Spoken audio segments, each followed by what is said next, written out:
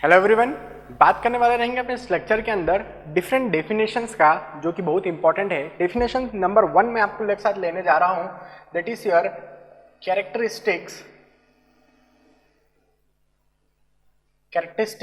Strength. Characteristic strength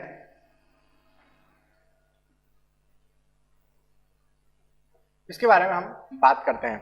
तो characteristic strength क्या है? कैरेक्टरिस्टिक स्ट्रेंथ मतलब एक ऐसी स्ट्रेंथ, जैसे मैं बोल दूं कि एक मेंबर है, कोई भी मेरे पास एक मेंबर है, सपोज ये कोई मेंबर है, इस मटेरियल की जो स्ट्रेंथ है वो सपोज 50 यूनिट की है। कितनी यूनिट है? कोई भी यूनिट, न्यूटन पर एमएम स्क्वायर में सपोज 50 न्यूटन पर एमएम स्क्वायर का इसकी स्ट्रेंथ है।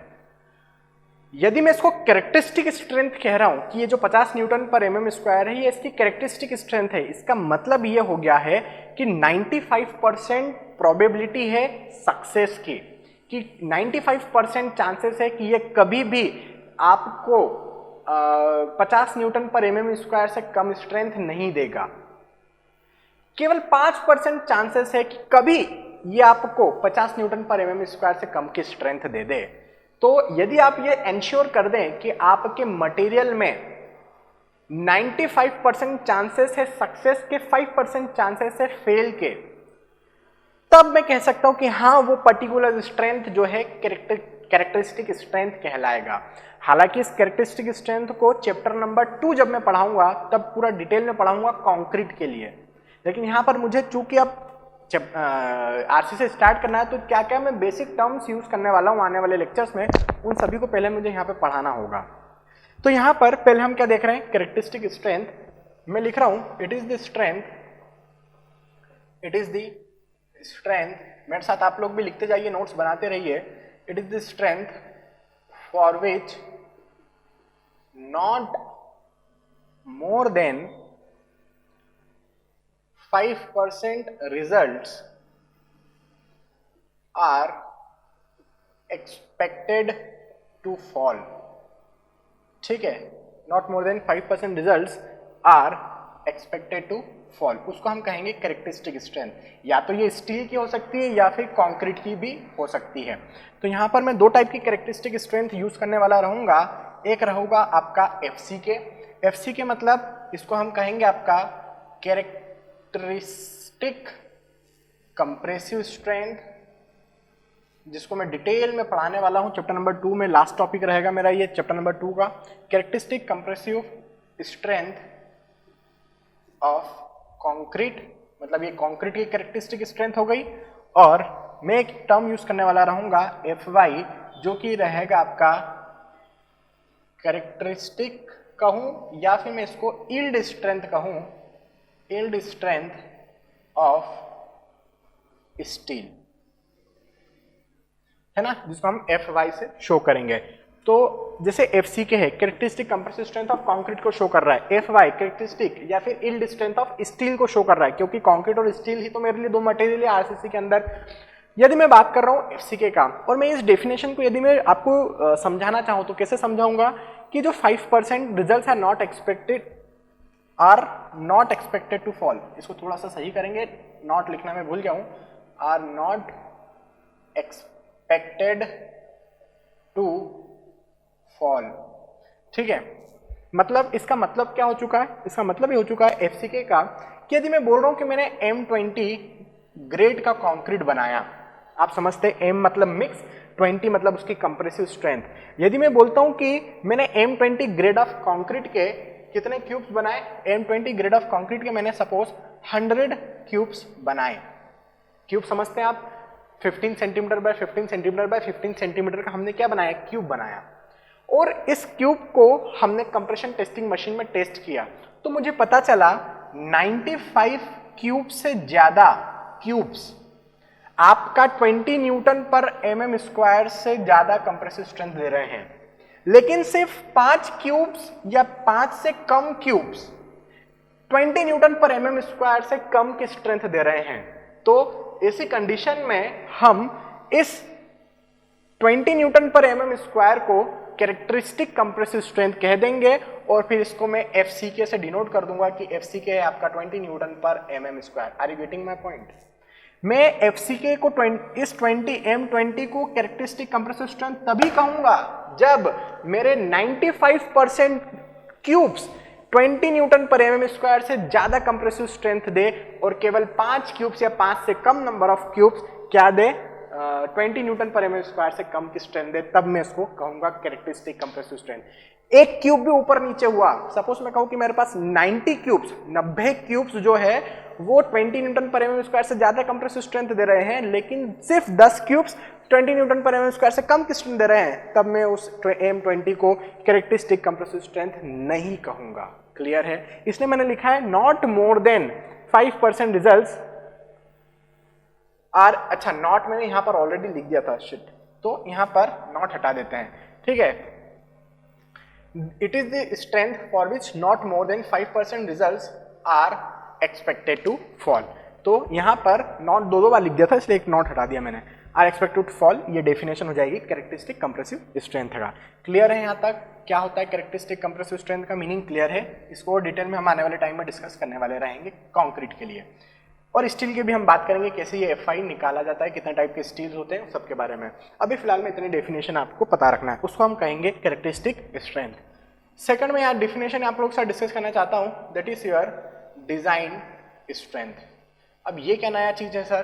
तो यदि हम बात करें डिजाइन स्ट्रेंथ का, तो डिजाइन स्ट्रेंथ के बारे में मैं ये लिखना चाहूंगा, जो कैरेक्टरिस्टिक स्ट्रेंथ है उसको फैक्टर ऑफ सेफ्टी से आप डिवाइड कर दो, आपको डिजाइन स्ट्रेंथ मिल जाएगा। तो मैं यहाँ पे क्या लिख रहा हूं कि द कैरेक्टरिस्टिक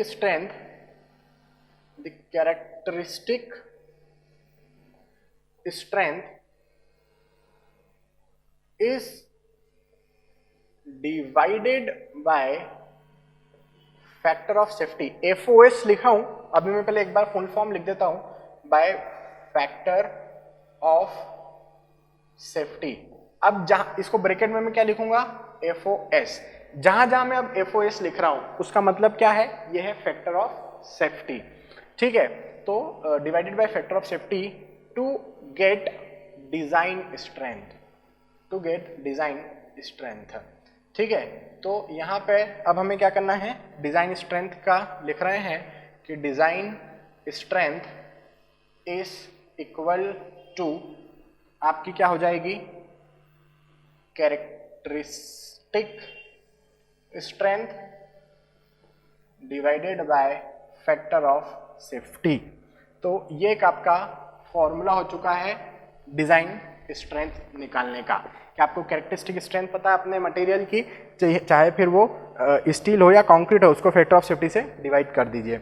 यहाँ पर यदि ये जो फैक्टर ऑफ सेफ्टी की यदि मैं बात करूं, तो factor of safety for concrete कितना होता है? फॉर कंक्रीट के लिए होता है 1.5। मतलब कंक्रीट की जो भी कंप्रेसिव स्ट्रेंथ निकलने वाली रहेगी उसको 1.5 से डिवाइड करेंगे, डिजाइन स्ट्रेंथ मिल जाएगी। और फॉर स्टील की यदि मैं बात करूं तो स्टील के लिए ली जाती है 1.15। ये मैं कहां से लाया? ये मैं लाया IS 456-2000 से। तो यहां पर हम लिख रहे हैं in for limit state for LSM limit state method, for limit state method bracket में LSM, है ना। जब भी मैं वर्किंग स्ट्रेस मेथड लिखता हूं कुछ और अलग फैक्टर ऑफ सेफ्टी रही होगी, जब भी मैं लिमिट स्टेट लिखता हूं तो उसको मैं ब्रैकेट में LSM लिमिट स्टेट मेथड लिख देता हूं। तो जहां जहां मैं LSM लिखूंगा आप समझ जाएंगे कि मैं लिमिट स्टेट मेथड की बात कर रहा हूं, ठीक है। तो ये था, और इसके लिए हम कोड कौन सा यूज करने वाले हैं? इसके लिए जो हम कोड यूज करने वाले हैं इज योर IS, कैपिटल में लिखना है, Indian standard IS 456-2000। 2000 is the year जहां पे ये रिवाइज्ड हुआ था कोड, ठीक है। उसके पहले हम 1978 का कोड यूज करते थे which was based on the purely working stress, some part was limit state there. यहाँ पर ये जो है ये limit state method of design पर बेस्ड है। IS 456-2000 लिमिट स्टेट मेथड पर बेस्ड है। कुछ पार्ट में लास्ट के कुछ पोर्शन में वर्किंग स्ट्रेस भी डिस्कस किया गया है इस कोड के अंदर, ठीक है। तो ये था आपका डिजाइन स्ट्रेंथ। अब भैया डिजाइन स्ट्रेंथ कैलकुलेट करना क्यों जरूरी है? इसलिए कैलकुलेट करना जरूरी है क्योंकि जो कैरेक्टरिस्टिक स्ट्रेंथ है ये एक्चुअल स्ट्रेंथ है, इसमें आपको फैक्टर ऑफ सेफ्टी लेना पड़ेगा। यदि मैं कह दूं कि मैंने जो कंक्रीट बनाया उसकी जो स्ट्रेंथ है वो 25 न्यूटन पर mm स्क्वायर की है, कैरेक्टरिस्टिक स्ट्रेंथ जो है वो 25 न्यूटन पर mm स्क्वायर की है, क्या ये हर टाइम इतना ही रहेगी? नहीं, ये वेरी होती रहती है, क्योंकि कंक्रीट क्या है, एक हेटेरोजीनियस मिक्सचर है। आप कंक्रीट को मिक्स करते हैं, हर जगह प्रॉपर मिक्सिंग नहीं हो पाती, उसके कारण आपको उसके अंदर फैक्टर ऑफ सेफ्टी लेके चलना पड़ता है। ऐसे ही स्टील का भी है, स्टील में भी आपको फैक्टर ऑफ सेफ्टी लेकर चलना पड़ेगा। अब एक क्वेश्चन यहाँ पर आ जाता है कि भैया आपने कंक्रीट के लिए ज्यादा फैक्टर ऑफ सेफ्टी, स्टील के लिए कम फैक्टर ऑफ सेफ्टी क्यों ले रखा है? ईएसी में पूछा गया है, इंजीनियरिंग सर्विस में एक बार पूछा गया है। तो मैं यहाँ पर मेरा आंसर ये रहेगा कि सर कंक्रीट जो है वो साइट पर प्रिपेयर किया जाता है, जहां पर प्रॉपर मिक्सिंग नहीं हो सकती है, जहां पर प्रॉपर क्वालिटी कंट्रोल नहीं हो सकता है, जहां पर प्रॉपर स्टोरेज ऑफ सीमेंट नहीं हो सकता है, जहां पर टेम्परेचर वेरी कर सकता है, जहां पर वाटर की क्वालिटी चेंज हो सकती है, अच्छी नहीं रह सकती है, जहां पर आपका concrete directly expose to atmosphere है। तो इसलिए ऐसे मटेरियल जो एक्चुअली साइट पर प्रिपेयर होने वाले हैं, वहां पर मुझे हायर फैक्टर ऑफ सेफ्टी लेना पड़ती है। लेकिन स्टील क्या है? स्टील प्योरली एक फैक्ट्री में प्रिपेयर होने वाला मटेरियल है, होमोजीनियस मेटल है, ऑलमोस्ट, प्योरली नहीं ऑलमोस्ट। तो जब ये फैक्ट्री में प्रिपेयर हो रहा है तो टेम्परेचर पर कंट्रोल है, बहुत सारी जो अदर फैक्टर्स हैं उन पर कंट्रोल है, मिक्सिंग नाम की कोई चीज नहीं है यहाँ पर, है ना। यहाँ पर क्या था, ये अलग अलग मटेरियल्स है, coarse aggregate, fine aggregate, water, cement, number of materials are there. यहाँ पे तो केवल स्टील है, इसलिए इसका फैक्टर ऑफ सेफ्टी कम होता है, क्योंकि ये फैक्ट्री पर बनाया जाता है। इसका फैक्टर ऑफ सेफ्टी ज्यादा होता है, क्योंकि ये साइट पर बनाया जाता है। क्लियर है इतना? आगे बढ़ते हैं। तो ये था आपका डिजाइन स्ट्रेंथ पर बात। नेक्स्ट मैं इसमें बात करूंगा, ठीक है। तो जैसे कि मैंने आप लोगों के साथ कैरेक्टरिस्टिक स्ट्रेंथ की बात करी थी, मैं डेफिनेशन 3 नंबर लेना चाहता हूं कैरेक्टरिस्टिक लोड का। तो कैरेक्टरिस्टिक लोड की अब हम यहां पर बात करेंगे। तो कैरेक्टरिस्टिक लोड भी सेम रहने वाला है, जैसे कि मैं यहां पर लिख दूं, ऐसे लोड स्ट्रक्चर के ऊपर कैरेक्टरिस्टिक लोड कहलाएंगे जो कि 95% प्रोबेबिलिटी रखते हैं कभी एक्सीड न होने के। यदि मैं कह दूं कि मेरे स्ट्रक्चर के ऊपर 50 किलो न्यूटन का प्रेशर फोर्स आने वाला है और throughout the life of the structure यदि ये लोड 50 किलो न्यूटन को क्रॉस नहीं कर रहा है, then it shall be called characteristic load. तो ऐसे लोड जिनके पास 95% प्रोबेबिलिटी होती है कि वो कभी भी through out the life of the structure अपनी इस पर्टिकुलर वैल्यू को क्रॉस नहीं करेंगे, उसको हम कहेंगे कैरेक्टरिस्टिक लोड। सो यहां पे लिखूंगा, it is the load which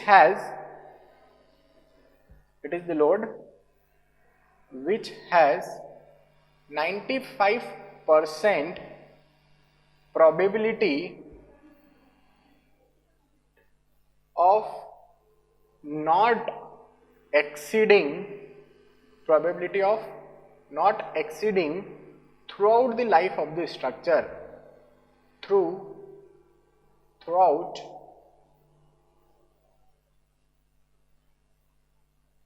the life of the structure। ठीक है, मतलब यहां पर भी प्रोबेबिलिटी ऑफ फेलियर कितना है? 5%। कैरेक्टरिस्टिक कंप्रेसिव स्ट्रेंथ में भी प्रोबेबिलिटी ऑफ फेलियर 5%। ठीक है, तो ये हो गया आपका कैरेक्टरिस्टिक लोड। अब जैसे मैंने कैरेक्टरिस्टिक लोड लगाया है ना, तो कैरेक्टरिस्टिक लोड की अब ये जो वैल्यूज है ये मुझे कहां से मिलेगी भाई साहब, कि कितना कितना लोड लिया जाए, विंड लोड कहां से लूं, अर्थक्वेक लोड कहां से लूं, सेल्फ लोड कहां से लूं, ये सब लोड आपको कोड से मिलेंगे। ठीक है, तो ये कोड मेरे को कहां पर मिलेगा भाई? तो ये जो कोड है वो मैं आपको कोड के नाम लिखवाना चाहता हूं, कि यदि मैं आपको चाहिए विंड लोड, जैसे कि आपको चाहिए विंड लोड, सबसे पहले हम बात करते हैं डेड लोड का, कि यदि आपको चाहिए डेड लोड, यदि आपको चाहिए लाइव लोड, या जिसको हम इम्पोज लोड भी कहते हैं, लाइव लोड लिखूं या इम्पोज लोड लिखूं, बोथ आर सेम। फिर मैं यदि लिखूं आपका विंड लोड, फिर मैं आपका लिखूं यदि विंड लोड के बाद स्नो लोड लिख देता हूं, बर्फबारी जब होती है ना, ठंडे रीजन जो होते हैं जहां पर बर्फ गिरती है उसके कारण भी लोड लगता है। और फिर लोड कॉम्बिनेशंस के लिए भी हमारे पास एक कोड है, स्पेशल लोड्स जिसके अंदर हम लिख सकते हैं स्पेशल लोड्स, और एक लास्ट में मेरे पास रहेगा अर्थक्वेक लोड्स। ठीक है, तो यहां पर मैं नाम लिखना चाहूंगा, डेड लोड के लिए आप यूज कर सकते हैं IS 875 पार्ट 1। लाइव लोड के लिए आप यूज कर सकते हैं IS 875 पार्ट 2। विंड के लिए यूज कर सकते हैं IS 875 पार्ट 3। यहाँ पे इन कोड्स में इन सभी के वैल्यूज दे रखी है, कितना कितना विंड लोड लेना होगा, उनकी डिजाइन दे रखी है पूरी। स्नो लोड के लिए आप यूज करेंगे IS 875 पार्ट 4। लोड कॉम्बिनेशंस और special kind of loads, special loads दे रखे हैं अदर देन अर्थक्वेक लोड, उसके लिए पार्ट 5 अवेलेबल है। और आपका ये जो अर्थक्वेक लोड है इसके लिए एक अलग कोड हम यूज करते हैं IS 1893 2002 में रिवाइज हुआ गया। तो ये था हमारे पास नंबर ऑफ कोड्स जो कि हमें लोड के लिए लिए जाते हैं।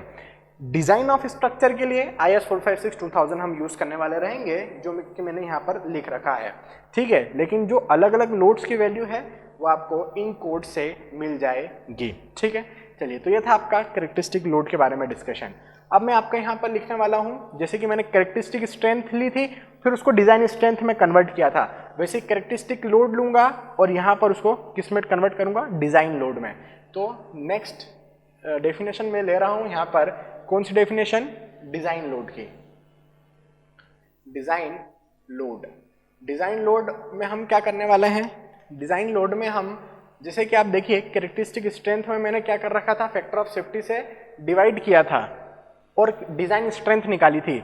यहाँ पर आपको क्या करना पड़ेगा, डिजाइन लोड निकालने के लिए कैरेक्टरिस्टिक लोड के अंदर फैक्टर ऑफ सेफ्टी से मल्टीप्लाई करना पड़ेगा, है ना। तो यहाँ पर हम क्या लिखेंगे, the characteristic load, the characteristic load is multiplied by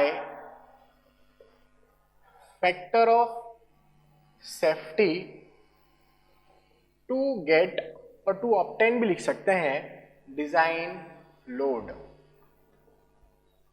ठीक है। तो इसका यदि मैं लिखना चाहूं फॉर्मूला तो लिख सकता हूं, design load is equal to characteristic,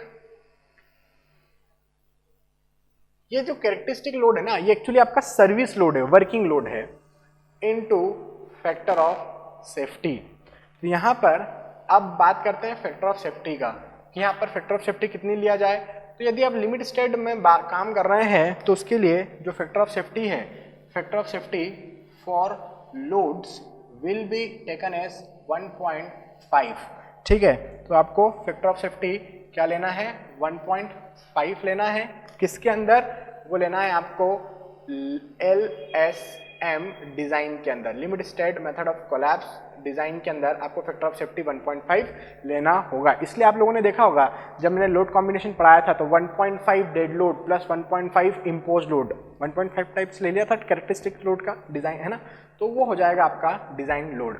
अब बात आती है कि भैया आपने डिजाइन लोड में निकालने के लिए लोड के केस में फैक्टर ऑफ सेफ्टी का मल्टीप्लाई करा, लेकिन स्ट्रेंथ के केस में फैक्टर ऑफ सेफ्टी से डिवाइड करा, ऐसा क्यों। तो देखो स्ट्रेंथ क्या है, मैं बोल दूं कि मेरी जो स्ट्रेंथ है वो 50 किलो न्यूटन लेने की है, मतलब मेरे ऊपर 50 किलो न्यूटन का वेट रख दो मेरे सर के ऊपर, मैं टूटूंगा नहीं, ये मेरी स्ट्रेंथ है 50 किलो न्यूटन लोड लेने की।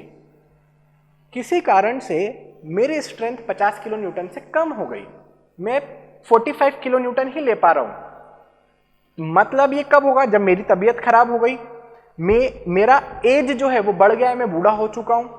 तो ऐसी कंडीशन में मेरी लोड कैरिंग कैपेसिटी क्या हो चुकी है, कम हो चुकी है। सो टू कंसिडर दैट इफेक्ट कि मेरी तबीयत खराब हो सकती है, मेरी प्रॉपर मिक्सिंग मटेरियल की नहीं हो सकती है, इसलिए मैं क्या करता हूं, वहां पर मटेरियल्स के केस में फैक्टर ऑफ सेफ्टी से डिवाइड कर देता हूं।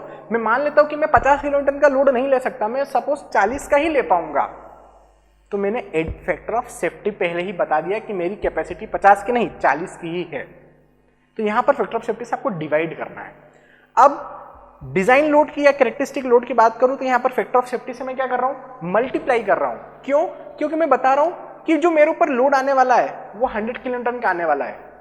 ऐसा मेरे को किसने बोल दिया कि मैं तेरे ऊपर 100 का लोड रखने वाला हूं, हो सकता है वो 100 का नहीं 120 का रख दे। तो यहां पर मुझे लोड की फैक्टर ऑफ सेफ्टी लेके चलना है। कि मेरे स्ट्रक्चर के ऊपर सपोज 1000 किलो न्यूटन का लोड आ रहा है। अरे नहीं नहीं, हो सकता है कि भैया एक दिन मैंने पार्टी रखी अपने घर में, 100 लोग और आ गए, तो उनका लोड कौन लेगा भाई, वो अलग से 100 लोगों का। तो उसके लिए एडिशनल फैक्टर ऑफ सेफ्टी 1.5 से मैंने मल्टीप्लाई कर दिया कि नहीं 100 लोगों, यहाँ पर 5 लोग नहीं रहेंगे इस घर में, किसी कारण से इसमें 100 लोग भी आ सकता है। एडिशनल फैक्टर ऑफ सेफ्टी ले लो लोड की, लोड और ज्यादा आ सकता है, तो लोड और ज्यादा आ सकता है इसलिए फैक्टर ऑफ सेफ्टी से मल्टीप्लाई किया। स्ट्रेंथ और कम मैं दे सकता हूं इसलिए मैंने फैक्टर ऑफ सेफ्टी से डिवाइड किया। तो मटेरियल के केस में हमेशा उसकी स्ट्रेंथ में फैक्टर ऑफ सेफ्टी से आपको डिवाइड करना पड़ेगा, लोड के केस में उसकी फैक्टर ऑफ सेफ्टी से मल्टीप्लाई करना पड़ेगा। यहां तक की बात क्लियर है। मैं इंपॉर्टेंट पॉइंट ये वाला बताना चाह रहा था जो कि मैं बता चुका हूं, कॉन्क्रीट के लिए ज्यादा क्यों लेते हैं, स्टील के लिए कम क्यों लेते हैं, वो मैं यहां पर लिख देता हूं आप लोगों के लिए। एक नोट करके लिखेंगे क्योंकि ये इसमें पूछा गया तो यू पीपल शुड अंडरस्टैंड, क्योंकि मेरे को मालूम है जो चीज मैं बोर्ड पे लिखूंगा आप लोग उतना ही लिखोगे अपने नोट्स में, जो मैं बोल के खत्म कर दूंगा आप लोग लिखते ही नहीं हो। तो यहां पर हम क्या लिखेंगे कि higher factor of safety is taken for concrete as compare to steel because concrete is prepared